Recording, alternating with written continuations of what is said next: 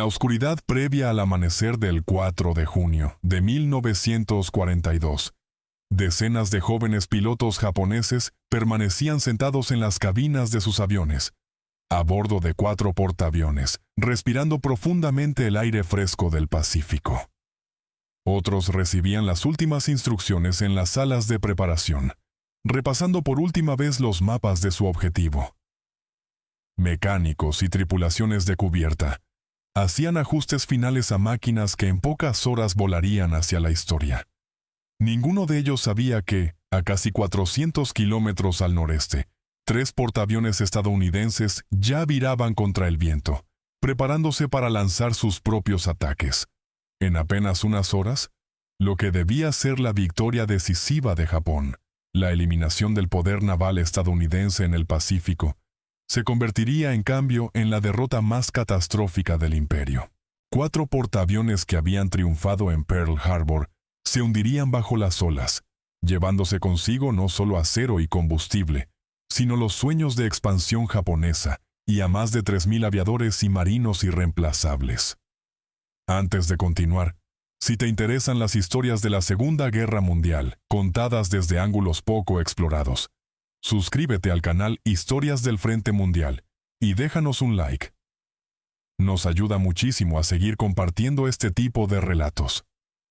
Ahora sí, volvamos a esa mañana decisiva en el Pacífico, contada esta vez desde la perspectiva de quienes la perdieron, los almirantes japoneses que la planificaron, los pilotos que la volaron, y los marinos que murieron en ella. Corría la primavera de 1942, 2 meses antes del desastre de Midway. En Tokio, el almirante Isoroku Yamamoto, comandante en jefe de la flota combinada, sostenía discusiones acaloradas con el Estado Mayor Naval. Las cosas no marchaban tan bien como el público creía. El ataque a Pearl Harbor del diciembre anterior, aunque brillante desde el punto de vista táctico, no había logrado destruir ni un solo portaaviones estadounidense. Esa realidad atormentaba a Yamamoto en cada momento de vigilia. Los portaaviones Enterprise y Lexington habían estado en el mar durante el ataque, y ahora, 6 meses después, seguían golpeando a las fuerzas japonesas a lo largo del Pacífico. Peor aún, el 18 de abril, bombarderos B-25 estadounidenses lanzados desde el portaaviones Hornet habían aparecido en los cielos sobre el propio Tokio, en lo que se conocería como el ataque Doolittle. Una humillación impensable para unas fuerzas armadas que habían jurado proteger al emperador de todo daño. Aunque el daño físico fue mínimo, aquel golpe provocó un terremoto psicológico en el liderazgo japonés. Se había expuesto la vulnerabilidad de la patria, y alguien tenía que asumir la responsabilidad. El vicealmirante Chuichi Nagumo, quien había liderado el ataque a Pearl Harbor, quedó particularmente afectado. Ya había sido criticado por no lanzar una tercera oleada en Pearl Harbor, por no localizar a los portaaviones estadounidenses, y ahora el propio Tokio había sido bombardeado. La presión por una acción decisiva era enorme, pero el alto mando japonés estaba, como siempre, profundamente dividido. En los pasillos del poder surgieron 2 estrategias enfrentadas. El Estado Mayor Naval, conservador y cauteloso, defendía una estrategia hacia el sur, consolidando lo ganado en las Islas Salomón y Nueva Guinea, cortando las líneas de suministro entre Estados Unidos y Australia. Pero Yamamoto tenía una visión distinta, nacida tanto de la oportunidad como de la desesperación. Sabía algo que pocos en Japón comprendían realmente. El tiempo no jugaba a su favor. Durante sus años en Estados Unidos, estudiando en Harvard y sirviendo como agregado naval, Yamamoto había presenciado de primera mano el poderío industrial estadounidense. Había visto las acerías de Pittsburgh, los astilleros de Newport News, las interminables tierras de cultivo capaces de alimentar a millones de trabajadores. Una vez que la maquinaria de guerra estadounidense alcanzara su plena producción, Japón sería aplastado simplemente por la superioridad material. En una conversación documentada de 1940 con el primer ministro Fumimaro Konoe, Yamamoto había advertido que, si se les ordenaba entrar en guerra, podía garantizar dar batalla con fuerza durante los primeros 6 meses, pero que no tenía ninguna confianza sobre lo que ocurriría si el conflicto se prolongaba 2 o 3 años. Esa predicción resultaría dolorosamente exacta. En otra declaración verificada de septiembre de 1941, había advertido que por un tiempo tendrían todo a su favor, extendiéndose en todas direcciones como un pulpo desplegando sus tentáculos, pero que aquello duraría como mucho 1 año y medio. La solución, según argumentaba Yamamoto, era la Operación EMI, la invasión de Midway. Ese diminuto par de islas, apenas 15 kilómetros cuadrados de coral y arena, tenía una importancia estratégica muy superior a su tamaño. Ubicado a unos 1.800 kilómetros al noroeste de Pearl Harbor, Midway servía como el puesto avanzado más occidental de Estados Unidos, una estación crucial de reabastecimiento para submarinos y aviones que patrullaban el Pacífico Central. Pero, más importante aún para Yamamoto, Midway serviría de cebo, un cebo irresistible que atraería a los portaaviones estadounidenses fuera de Pearl Harbor. Cuando acudieran a defender el atolón, la flota japonesa, superior en número, los destruiría en una batalla decisiva, el enfrentamiento decisivo que la doctrina naval japonesa siempre había imaginado. El plan era complejo, quizás demasiado complejo. Involucraba múltiples fuerzas operando a través de miles de kilómetros de océano. Una flota de invasión para capturar Midway, una fuerza de ataque de portaaviones para destruir el poder aéreo estadounidense, un cuerpo principal con acorazados, incluido el buque insignia de Yamamoto, el poderoso Yamato, e incluso un ataque de diversión contra las islas Aleutianas para confundir a los americanos. En total, unos 200 buques, la mayor flota que Japón había reunido jamás. Solo la orden de operaciones ocupaba 700 páginas, distribuidas apenas días antes de zarpar, dejando a los comandantes subordinados prácticamente sin tiempo para estudiarla. La oposición al plan fue considerable, pero en última instancia inútil. El contraalmirante Matome Ugaki, jefe de Estado Mayor de Yamamoto, organizó a principios de mayo unos juegos de guerra que arrojaron resultados inquietantes. En los ejercicios de mesa, los portaaviones americanos aparecían antes de lo esperado y causaban daños graves a la flota japonesa. Pero esos resultados fueron literalmente anulados. Los árbitros redujeron de manera arbitraria los impactos americanos y volvieron a poner a flote a los buques japoneses que habían sido hundidos en el ejercicio. Cuando el teniente comandante Minoru Yenda, el brillante planificador táctico que había diseñado el ataque a Pearl Harbor, expresó sus dudas sobre la complejidad de la operación y la vulnerabilidad de los portaaviones, fue desestimado.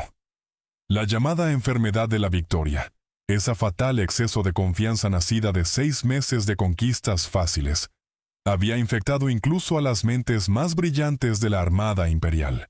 Los japoneses creían haber hundido 2 portaaviones estadounidenses en el Mar del Coral en mayo. En realidad solo habían hundido uno, el Lexington. Asumían que el Yorktown había quedado tan dañado que estaría fuera de combate durante meses.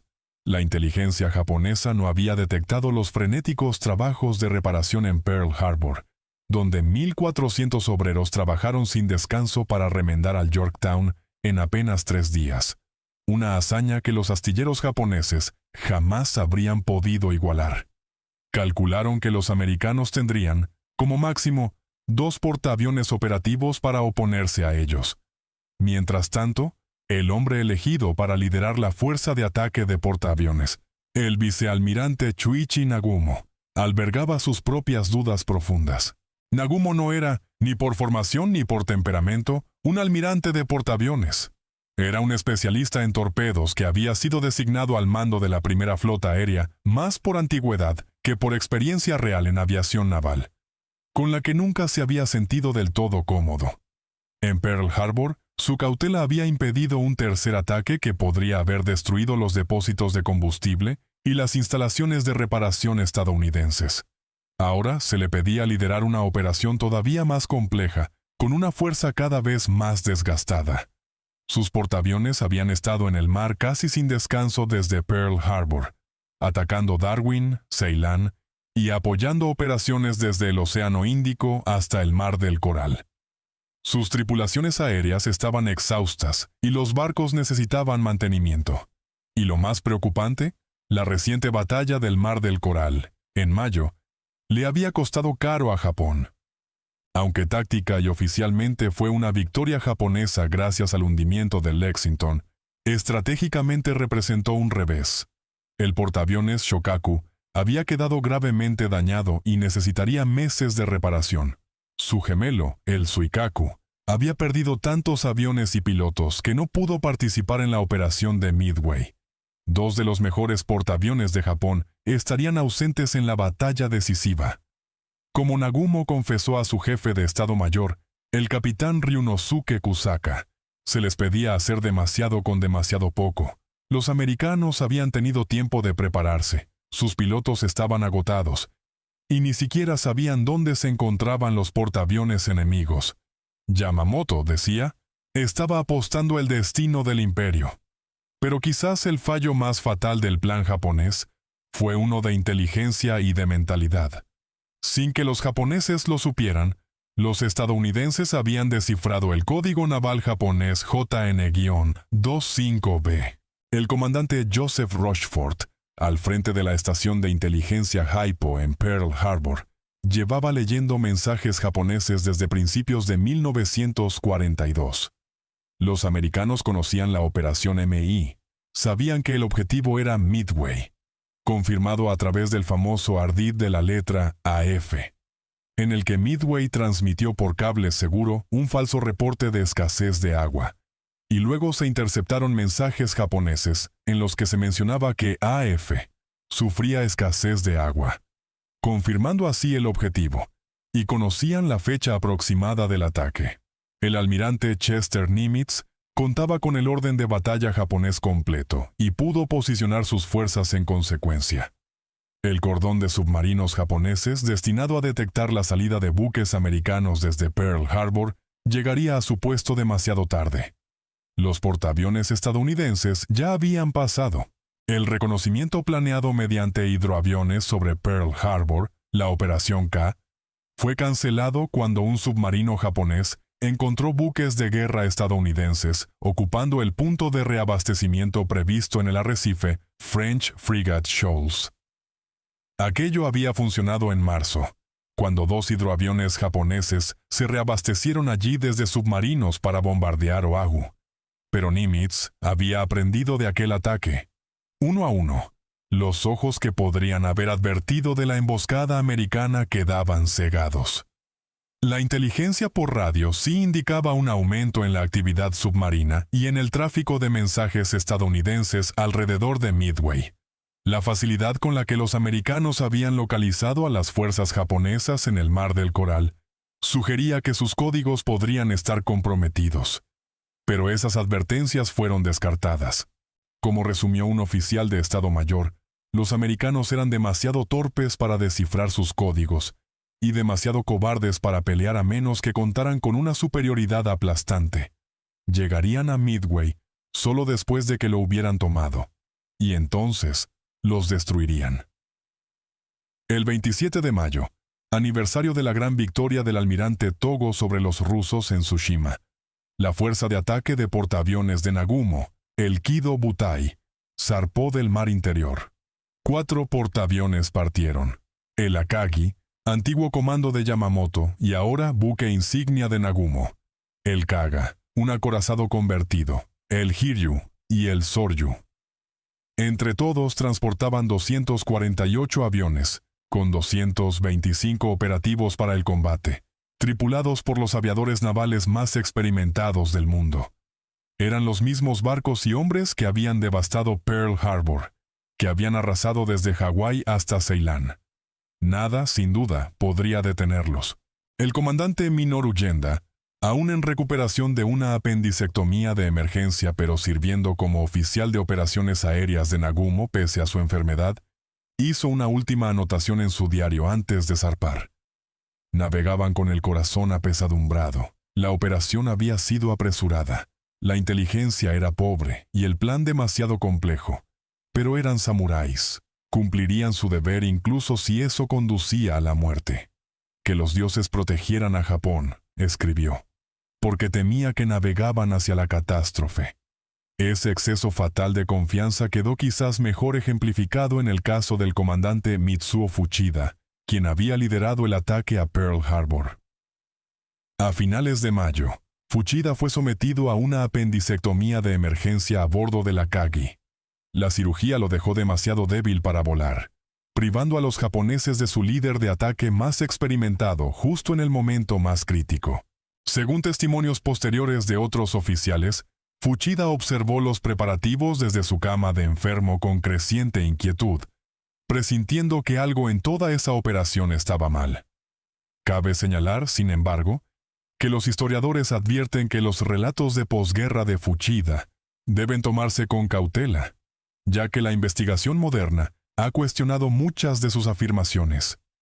En la oscuridad previa al amanecer del 3 de junio, a más de 1000 kilómetros al norte, comenzó la operación sobre las islas Aleutianas. El contraalmirante Kakuji Kakuta, con su segunda fuerza de ataque de portaaviones formada por los portaaviones ligeros Ryuyo y Junyo, lanzó ataques contra Dutch Harbor, en Alaska. Se suponía que aquello sería la gran distracción, atrayendo a las fuerzas americanas hacia el norte mientras Nagumo atacaba Midway. Pero sin que los japoneses lo supieran, los americanos no habían mordido el anzuelo. El almirante Chester Nimitz, plenamente informado por sus descifradores de código sobre el verdadero objetivo, había mantenido a sus portaaviones cerca de Midway. La elaborada estratagema no había engañado a nadie más que a los propios japoneses.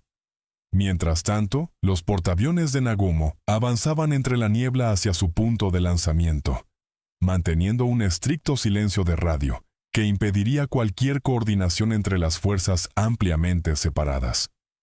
En las salas de instrucción, los pilotos recibían sus últimas órdenes. El teniente Yoichi Tomonaga, quien lideraría el primer ataque, estudiaba por última vez las fotografías de reconocimiento de Midway. Las imágenes tenían semanas de antigüedad, pero mostraban el aeródromo, los tanques de combustible, las posiciones defensivas. Lo que no mostraban era el refuerzo reciente de la isla, los cazas y bombarderos adicionales, y sobre todo, la estación de radar que detectaría el ataque japonés cuando todavía se encontrara a 150 kilómetros de distancia. Esa tarde, hidroaviones Catalina estadounidenses avistaron parte de la flota de invasión japonesa a más de 1000 kilómetros al oeste de Midway. Ese primer contacto electrizó al mando americano, pero los portaaviones de Nagumo permanecían indetectados, ocultos por el clima y la distancia. En el puente del Akagi, la tensión era palpable.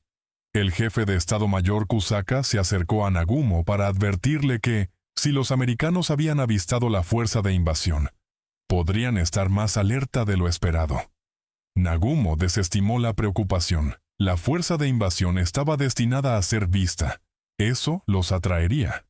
Al día siguiente destruirían su poder aéreo en Midway, y cuando sus portaaviones llegaran para contraatacar, ellos estarían esperando. Pero mientras Nagumo pronunciaba esas palabras llenas de confianza, a unos 500 kilómetros al noreste, el almirante Raymond Spruance, a bordo del Enterprise, calculaba la posición probable de la fuerza de portaaviones japonesa.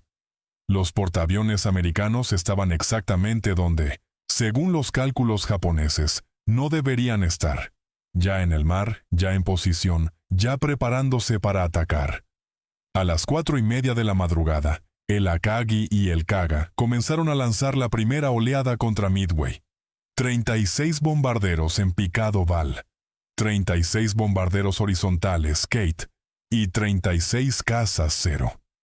El teniente Tomonaga los condujo hacia el cielo relampagueante, dando una vuelta sobre la flota antes de dirigirse hacia el sureste, a casi 400 kilómetros de distancia.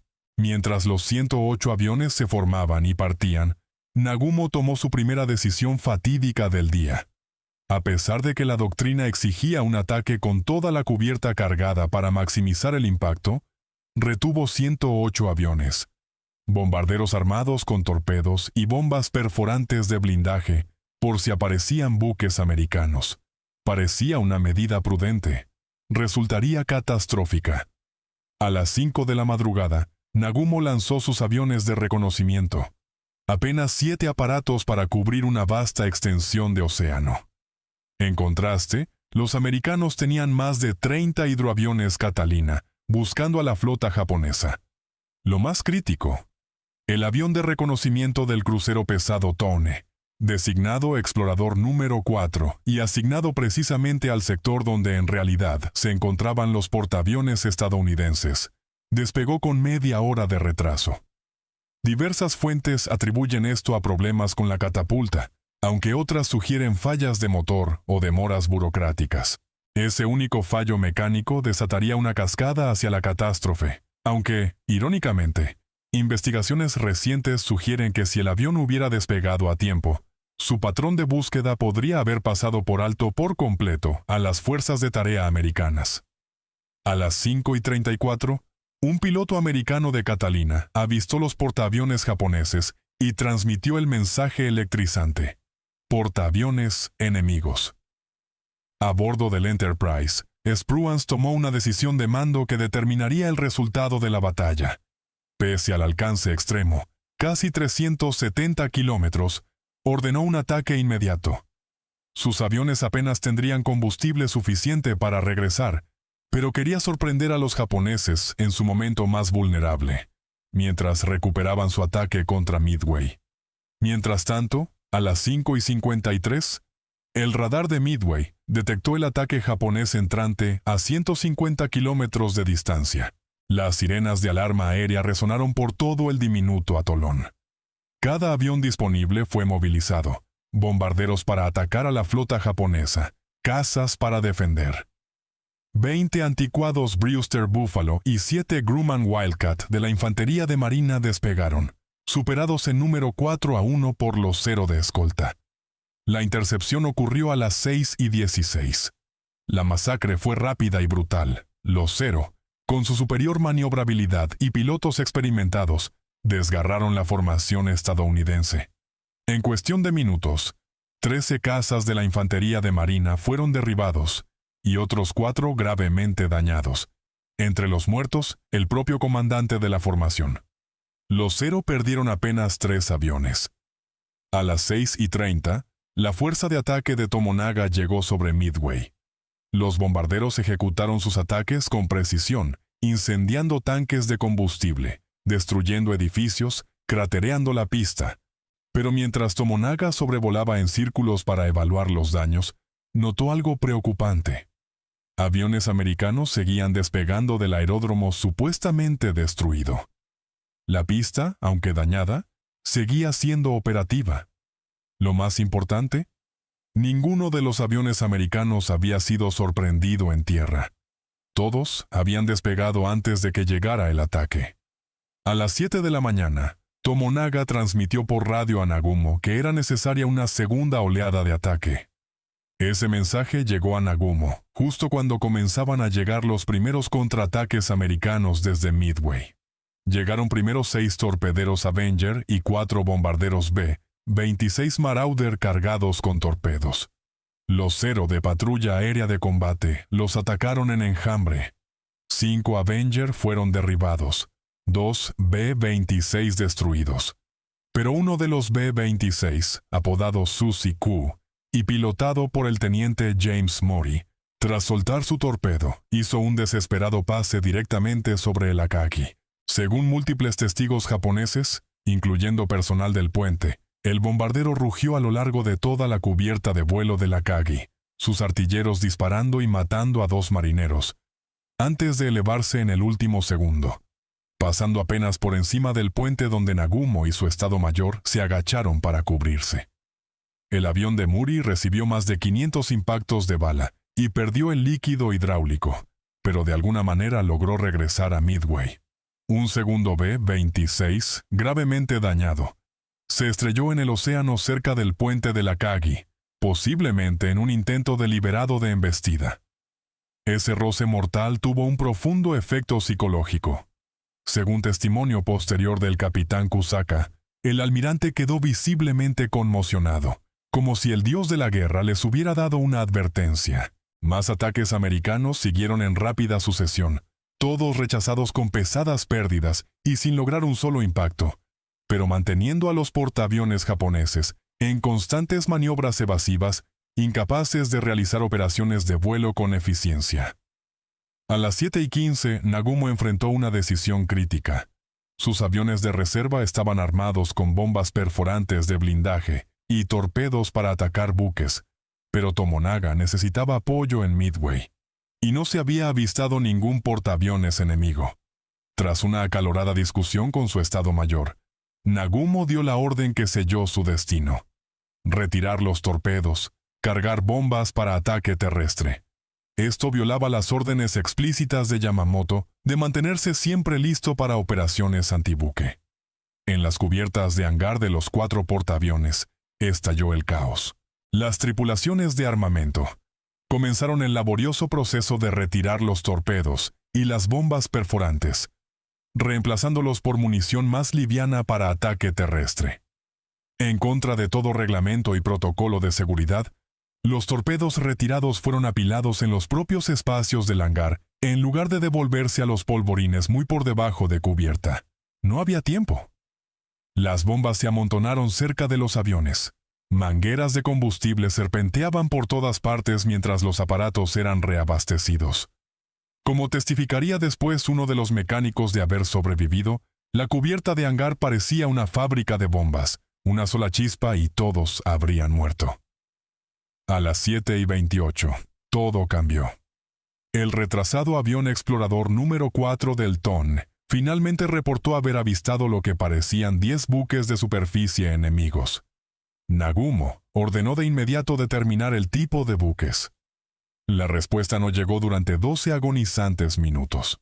Mientras tanto, el rearme continuaba, y las cubiertas de hangar se llenaban cada vez más de munición. A las 7:45 llegó otro ataque americano. 16 bombarderos en picado de la infantería de marina, liderados por el mayor Lofton Henderson, quien moriría al frente de su escuadrón. Los Zero los destrozaron, derribando a 8.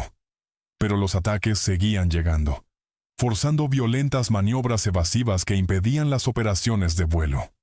Nagumo estaba atrapado en una posición imposible.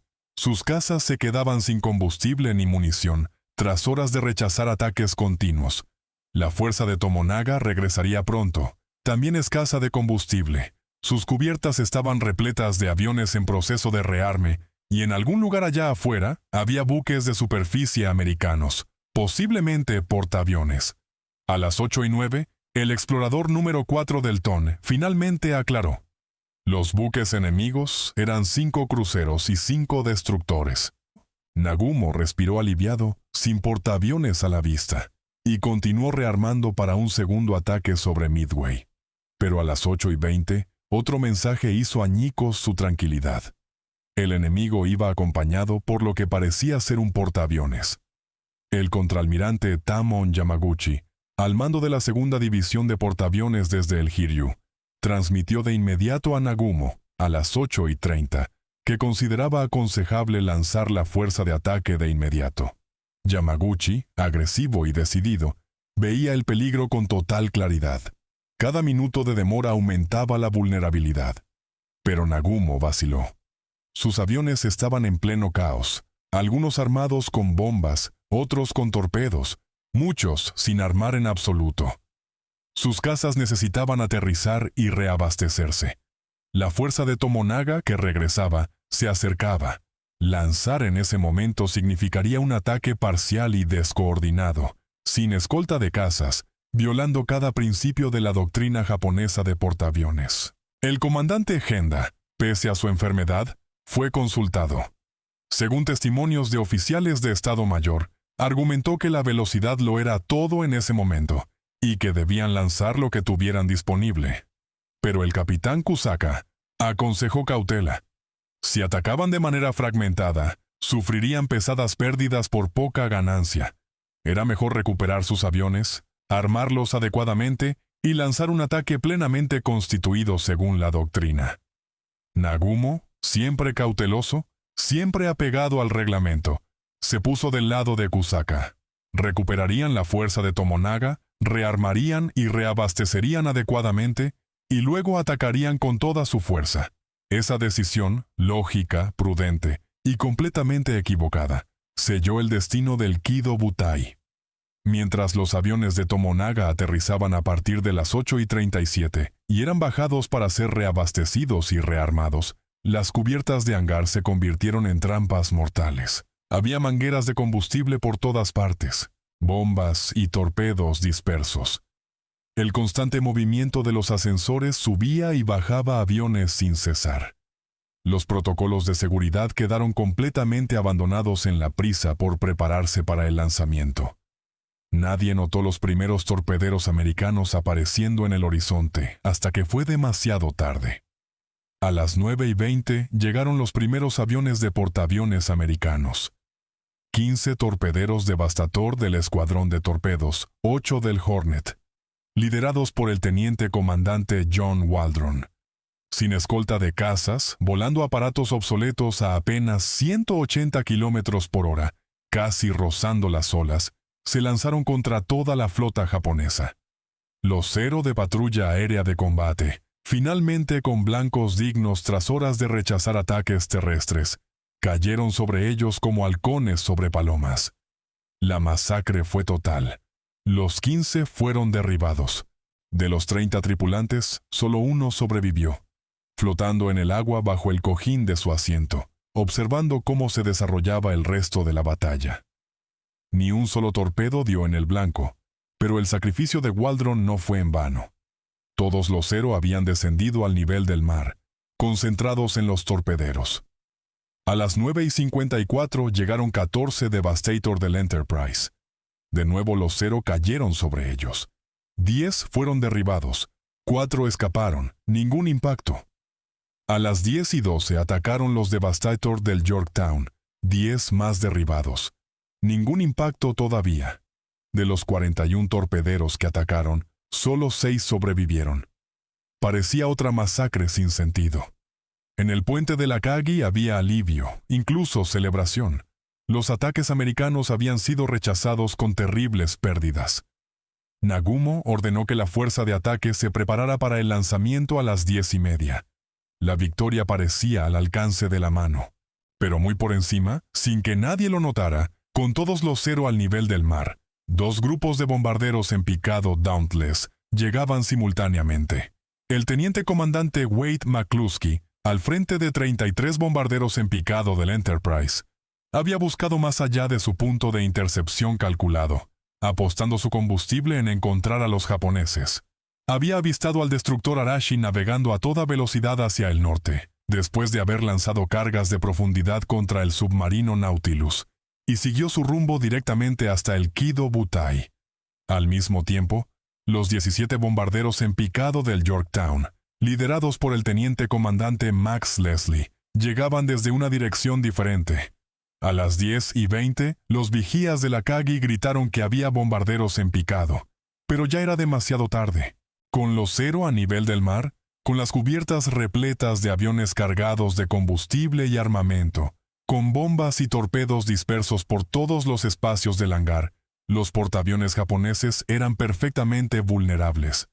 A las 10:22, McCluskey se lanzó en picado desde más de 4.000 metros de altura. Detrás de él, sus escuadrones se lanzaron en sus propios ataques. El emblema del sol naciente en las cubiertas de los portaaviones, allá abajo, crecía en tamaño, convirtiéndose en blancos perfectos bajo la cristalina mañana del Pacífico. McCluskey dirigió a sus bombarderos contra el Kaga, mientras el teniente Richard Best llevaba a su división contra el Akagi. Casi simultáneamente, los bombarderos del Yorktown, liderados por Leslie, se lanzaron sobre el Soryu. Los portaaviones japoneses, recuperándose de violentas maniobras evasivas y con las cubiertas repletas de aviones, fueron sorprendidos en su momento más vulnerable. En el Kaga, 4 bombas impactaron en rápida sucesión. La primera, de casi 500 kilos, explotó cerca del puente a las 10:22, matando instantáneamente al capitán Jisaku Okada y a la mayor parte de su plana mayor. La segunda golpeó la cubierta de vuelo en el centro del buque, penetrando hasta la cubierta de hangar, donde los aviones cargados de combustible estallaron en una reacción en cadena. La tercera y cuarta bomba convirtieron al buque en un infierno. En cuestión de minutos, el Kaga era una antorcha flotante, con munición explotando por el calor y el combustible de aviación, creando muros de fuego. El Akagi recibió apenas un impacto directo a las 10:24, procedente de la bomba del teniente Best, pero fue suficiente. La bomba penetró la cubierta de vuelo y explotó en el hangar superior, entre 18 aviones que estaban siendo reabastecidos y rearmados. Las explosiones inducidas por la munición mal almacenada fueron catastróficas. Torpedos detonaron, bombas explotaron, y el combustible de aviación creó una conflagración imparable. Según reportes del personal del puente, en apenas 2 minutos toda la cubierta de hangar era un infierno con temperaturas superiores a los 1000 grados centígrados. El Soryu sufrió 3 impactos directos en sus espacios de hangar a las 10:25. Los bombarderos de Leslie colocaron su carga con precisión letal. 13 bombarderos. Val, 3-0 y 4 Kate, estacionados en la cubierta de vuelo, quedaron destrozados. Abajo, en los hangares, los torpedos y bombas apilados provocaron explosiones secundarias que desgarraron las entrañas del buque. Su capitán, Ryusaku Yanagimoto, se negó a abandonar su barco en llamas. Según el testimonio de un suboficial enviado a rescatarlo, fue visto por última vez en el puente, espada en mano, cantando el himno nacional, mientras las llamas envolvían la estructura de mando. Solo el Hiryu, separado de los demás por varios kilómetros y oculto por las nubes, escapó al primer golpe. El almirante Yamaguchi preparó de inmediato un contraataque, pero 3/4 partes del poder ofensivo de los portaaviones japoneses habían sido eliminadas en apenas 5 minutos. A las 10:58, mientras los 3 portaaviones ardían, Yamaguchi lanzó 18 bombarderos en picado y 6-0 de escolta, liderados por el teniente Michio Kobayashi. Siguiendo la ruta de regreso de los aviones americanos, encontraron al Yorktown al mediodía. Pese a la feroz resistencia de los cazas Wildcat y el fuego antiaéreo, lograron 3 impactos de bomba, dejando al portaaviones americano inmóvil en el agua, en llamas y escorado. Las cuadrillas de control de daños trabajaron frenéticamente y de manera increíble. En apenas 2 horas, el Yorktown volvía a navegar a 20 nudos. Yamaguchi, agresivo hasta el final, preparó de inmediato un segundo ataque. A la 1:31 de la tarde, apenas 10 torpederos Kate y 6-0 estaban disponibles, liderados por el teniente Tomonaga. Durante el ataque matutino sobre Midway, el tanque de combustible del ala izquierda de Tomonaga había resultado dañado. Las tripulaciones de mantenimiento solo tuvieron tiempo de llenar el tanque derecho. Cuando le ofrecieron la oportunidad de cambiar de avión, Tomonaga se negó, alegando que se necesitaba cada aparato disponible. Sabía que era una misión sin retorno. Su combustible apenas alcanzaría para el ataque. A las 2:30 de la tarde, la pequeña fuerza de Tomonaga encontró al Yorktown, que ya navegaba de nuevo a casi 35 kilómetros por hora, tras heroicos esfuerzos de control de daños. Los cazas americanos desgarraron la formación. Tomonaga mantuvo su rumbo a pesar de que su avión comenzó a arder por los ataques de los cazas. Según testigos americanos, su aparato en llamas mantuvo su carrera de ataque hasta el último momento, soltando su torpedo antes de estrellarse en el mar. 2 torpedos impactaron al Yorktown a las 2:45, desgarrando su costado de babor y provocando una escora de 26 grados. Esta vez, el daño fue fatal. Pero a las 5 de la tarde, 24 bombarderos en picado del Enterprise encontraron al Hiryu. 4 bombas lo convirtieron en otro infierno. A las 5:03, Yamaguchi reunió a su tripulación en la inclinada cubierta de vuelo. Según los supervivientes, se disculpó por la derrota, los instó a sobrevivir y reconstruir una armada más fuerte, y luego se retiró a su puente junto al capitán Tomeo Kaku. Ambos eligieron hundirse con su barco. Sus cuerpos nunca fueron recuperados. El último mensaje de Yamaguchi a Nagumo incluía una disculpa por la derrota y un deseo de fortuna en la guerra para el emperador. Fue ascendido póstumamente a vicealmirante. Durante toda la noche del 4 al 5 de junio, los buques japoneses sobrevivientes intentaron el control de daños, pero era inútil. El Soryu se hundió a las 7:13 de la noche del día 4, con 711 hombres a bordo. El Kaga lo siguió a las 7:25, llevándose a 811 marinos al fondo del mar. A las 2 de la madrugada del 5 de junio, Yamamoto, todavía a más de 1000 kilómetros de distancia a bordo de su buque insignia Yamato, con el cuerpo principal que nunca llegó a entrar en combate, finalmente aceptó la realidad y ordenó cancelar la ocupación de Midway y retirarse. El Akagi resultó sorprendentemente difícil de hundir. Pese a los incendios furiosos, permaneció a flote durante toda la noche. A las 5 de la madrugada del 5 de junio, tras evacuar a todos los supervivientes, destructores japoneses le dispararon 4 torpedos. Finalmente se hundió, llevándose a 267 hombres. El Hiryu, negándose también a morir con facilidad, fue hundido deliberadamente a las 5:10, tras arder durante toda la noche, llevándose a 392 marinos y a sus 2 almirantes a las profundidades. Cuando amaneció el 5 de junio, la flor y nata de la fuerza de portaaviones de la Armada Imperial Japonesa yacía en el fondo del Pacífico, en aguas de más de 5.000 metros de profundidad. Con ellos murieron 3.577 hombres. De estos, 2.181 murieron en los propios portaaviones, 267 en el Akagi, 811 en el Kaga, 392 en el Hiryu y 711 en el Soryu.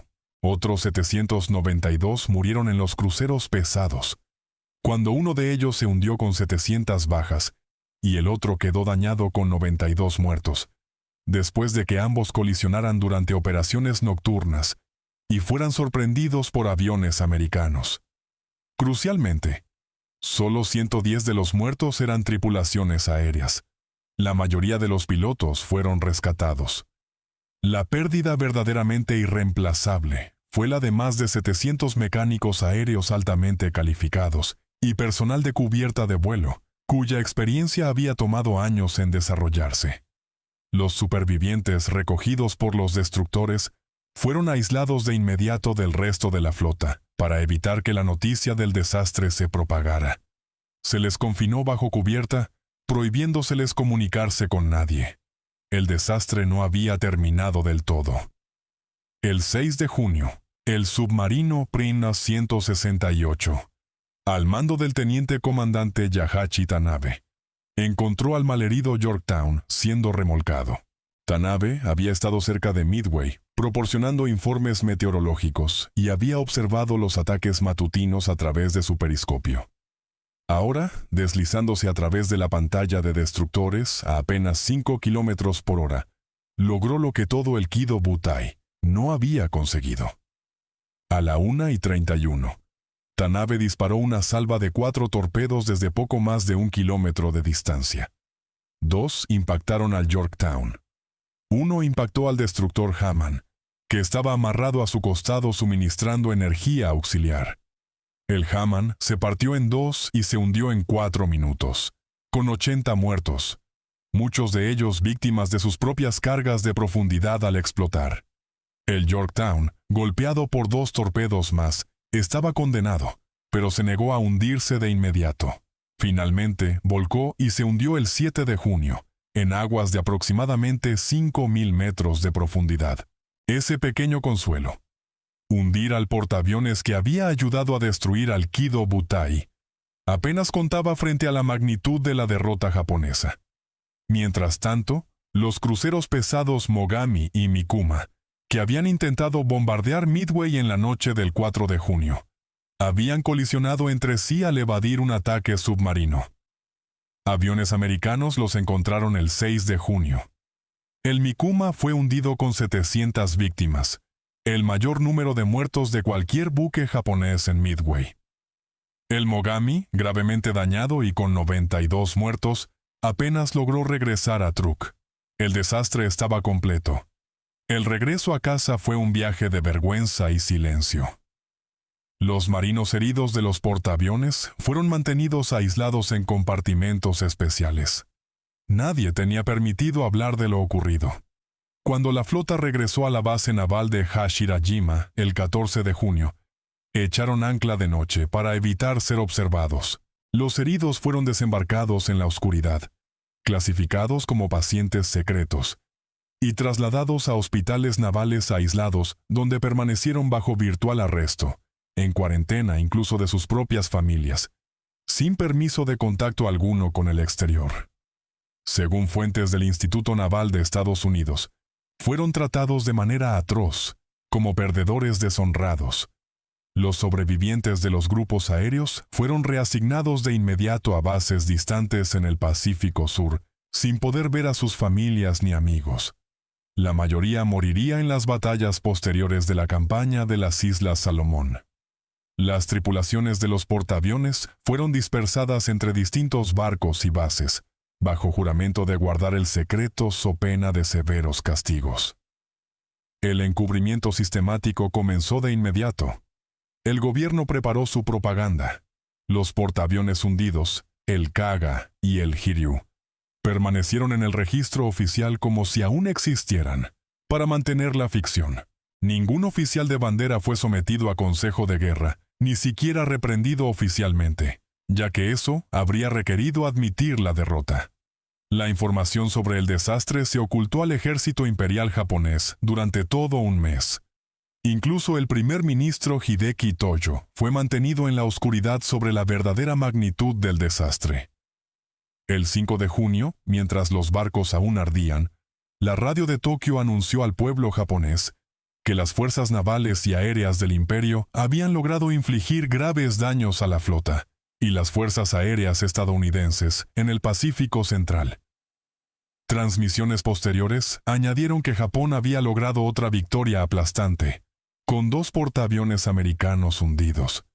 Como si fuera un detalle menor, se reconoció la pérdida de un portaaviones, el Kaga, mencionándose después también la pérdida del Soryu. La destrucción de la Kagi y del Hiryu no sería reconocida públicamente hasta después de la guerra. El pueblo japonés celebró en las calles, sin saber que celebraba una catástrofe. No fue hasta el 10 de junio que la prensa de Tokio insinuó por primera vez que algo andaba mal, usando un lenguaje vago sobre dificultades en la operación, pero manteniendo aún la ficción de una victoria general. El comandante Fuchida, recuperándose en el hospital de su apendicectomía y de las quemaduras sufridas durante la destrucción de la Kagi, recibió la visita de un oficial de inteligencia naval, que le advirtió que tenía prohibido hablar de lo ocurrido. Hasta donde el mundo sabía, habían ganado una gran victoria. Según relatos posteriores a la guerra, que deben tratarse con cautela dadas las dudas sobre la fiabilidad de Fuchida, este respondió con amarga ironía sobre la futilidad de construir una guerra sobre mentiras, aunque ese intercambio no puede verificarse de forma independiente. El almirante Yamamoto regresó a su camarote a bordo del Yamato, y no salió durante 3 días. Su estado mayor lo escuchaba caminar de un lado a otro por las noches, torturado por su fracaso. En su diario, confió pensamientos que solo se descubrirían tras la guerra. Según oficiales que sirvieron con él, Yamamoto cayó en una profunda depresión, consciente de que la guerra ya no podía ganarse. Su predicción al primer ministro Konoe se había cumplido de manera profética. Japón, en efecto, había acampado a sus anchas durante 6 meses, exactamente como había previsto. Ahora, en Midway, ocurrido precisamente 6 meses después de Pearl Harbor, la marea había cambiado. En una reunión privada con su Estado Mayor, documentada por el capitán Kuroshima, Yamamoto fue brutalmente franco. Había apostado y había perdido. Al intentar destruir los portaaviones americanos, había perdido los propios. La guerra aún no estaba perdida, pero temía haber perdido los medios para ganarla. A un amigo cercano, el contraalmirante Teraoka, le escribiría después una carta que sobrevivió a la guerra, en la que afirmaba que la derrota en Midway no había sido cuestión de mala suerte ni de superioridad numérica del enemigo, sino resultado de su propio exceso de confianza y de una mala planificación. Habían subestimado las capacidades americanas y sobreestimado las propias. Ahora pagarían el precio de su soberbia. Le daba a Japón, quizás, 18 meses antes de que la situación se volviera completamente desesperada. Su predicción resultaría optimista. En menos de 18 meses, Japón perdería las Islas Marianas, y los bombarderos B-29 americanos quedarían al alcance de las islas de la patria. El verdadero costo de Midway se extiende mucho más allá de los 4 portaaviones y los 3.577 muertos. Japón había perdido a más de 100 de sus mejores pilotos, hombres con años de entrenamiento y experiencia de combate desde China hasta el Océano Índico. El programa de entrenamiento de pilotos, que requería un mínimo de 2 años para producir un aviador listo para el combate y mucho más tiempo para formar a un experto, ¿no podía reemplazarlos? Más críticamente aún, los más de 700 mecánicos, armeros y personal de cubierta de vuelo altamente calificados que murieron representaban un conocimiento institucional que había tomado décadas en desarrollarse. Estos hombres conocían cada remache de sus aviones, cada peculiaridad de las operaciones de sus portaaviones. Como escribió el almirante Ugaki en su diario, capturado y traducido después de la guerra, podían construir nuevos portaaviones en 2 años, pero no podían formar nuevos pilotos con la experiencia de los que habían perdido, y jamás reemplazarían a las tripulaciones de mantenimiento capacitadas que sabían mantener sus aviones volando bajo condiciones de combate. La verdadera tragedia de Midway, escribió, no eran los barcos, sino los hombres. La aviación naval japonesa nunca se recuperaría. En la batalla del Mar de Filipinas, 2 años después, en junio de 1944, pilotos japoneses inexpertos serían masacrados en lo que los americanos llamarían la gran cacería de pavos de las Marianas. Los aviadores navales japoneses, enfrentando a pilotos americanos veteranos en aeronaves superiores, perdieron más de 600 aviones mientras infligían un daño mínimo. Las semillas de ese desastre se sembraron en las aguas frente a Midway. Midway marca el fin de la expansión japonesa. Dentro del cuartel general imperial, la realidad se fue asentando poco a poco. Pese a la propaganda, las invasiones planeadas de Fiji, Samoa y Hawái fueron canceladas discretamente. La propuesta operación para cortar las líneas de suministro entre Estados Unidos y Australia fue abandonada. En cambio, Japón se vio forzado a una guerra defensiva que no podía ganar. Los americanos, con la confianza en aumento, comenzaron a planear su contraofensiva. Guadalcanal, a apenas 2 meses de distancia, marcaría el inicio del largo y sangriento avance americano hacia Japón. El impacto psicológico fue igualmente devastador. El aura de invencibilidad de la armada japonesa, cuidadosamente cultivada desde la victoria sobre Rusia en Tsushima en 1905, quedó destrozada para siempre. Como recordaría en sus memorias el comandante de un destructor, después de Midway, nunca volvieron a sentirse seguros. Entraban en batalla esperando perder, mientras los americanos entraban esperando ganar. Toda la psicología de la guerra había cambiado en esos 5 minutos, en que sus portaaviones fueron alcanzados. Dentro de la propia armada comenzaron de inmediato amargas recriminaciones, aunque nunca en público. El almirante Nagumo, convertido en chivo expiatorio de la derrota pese a haber seguido la doctrina ortodoxa, fue relegado a servicio en tierra. Nunca volvería a comandar portaaviones. En 1944, durante la invasión estadounidense de Saipán, donde comandaba fuerzas terrestres, se suicidaría antes que enfrentar la captura. El almirante Ugaki escribió en su diario que Nagumo estaba acabado como comandante, que la culpa debía recaer sobre alguien y que ese alguien no podía ser Yamamoto.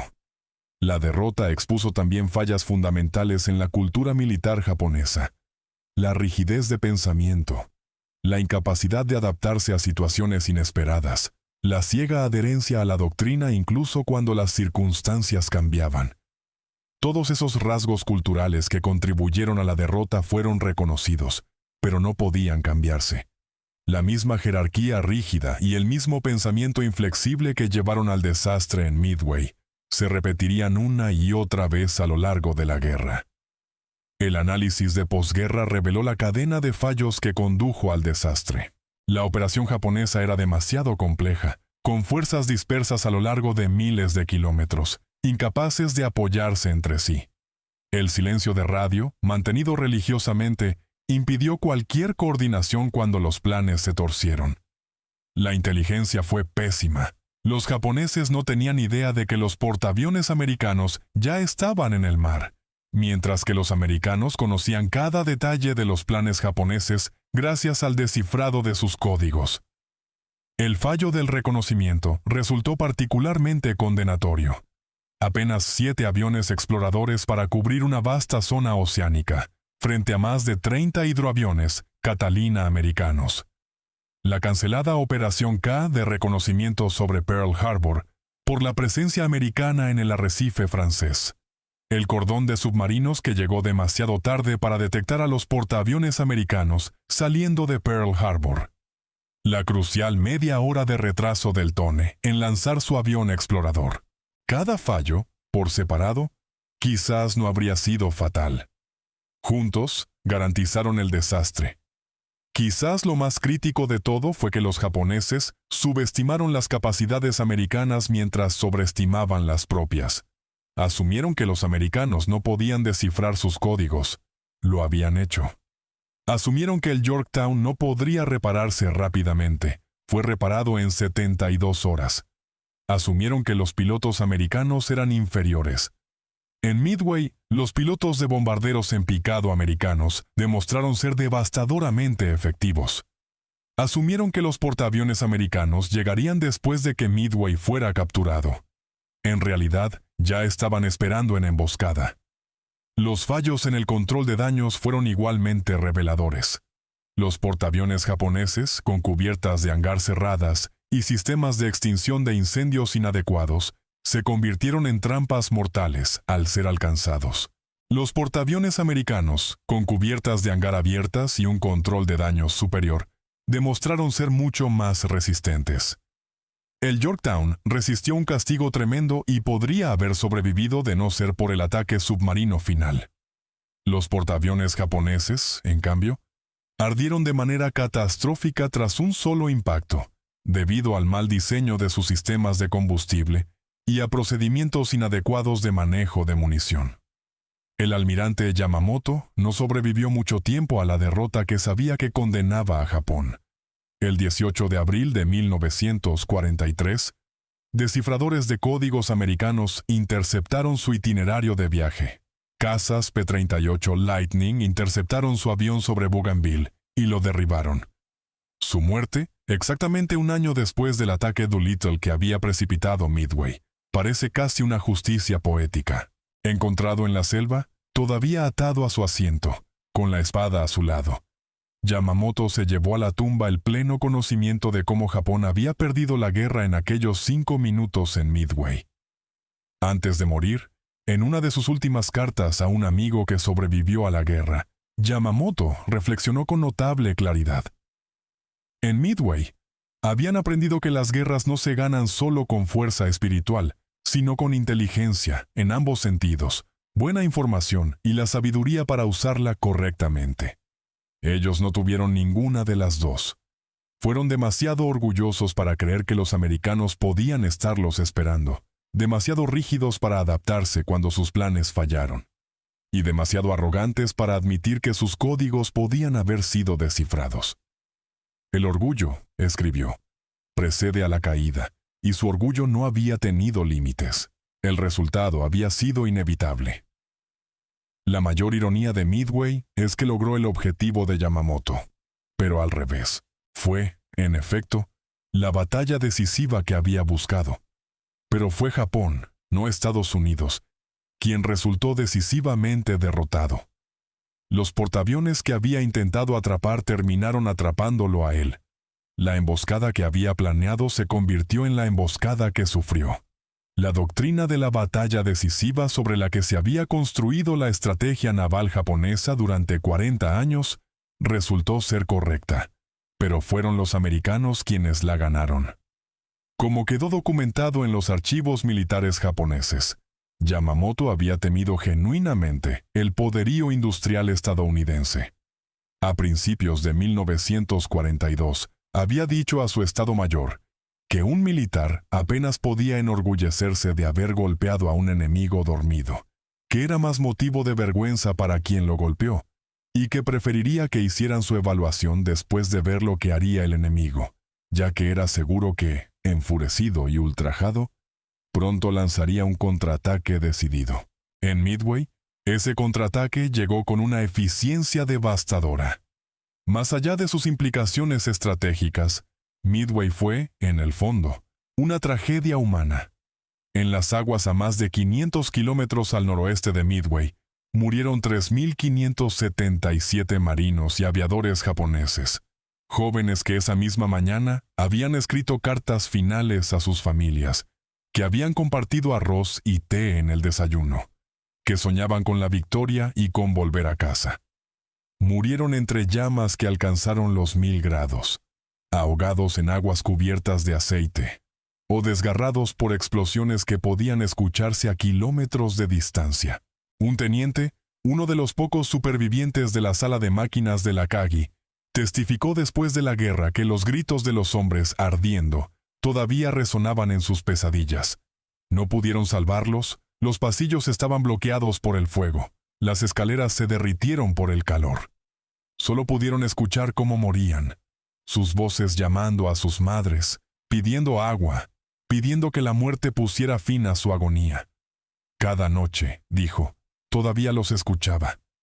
Las familias en casa nunca conocieron la verdad durante la guerra. Recibieron avisos de que sus hijos habían muerto gloriosamente por el emperador en una gran victoria. Las madres colgaban estrellas doradas en sus ventanas, orgullosas de su sacrificio, sin saber jamás que había sido en una derrota que selló el destino de Japón.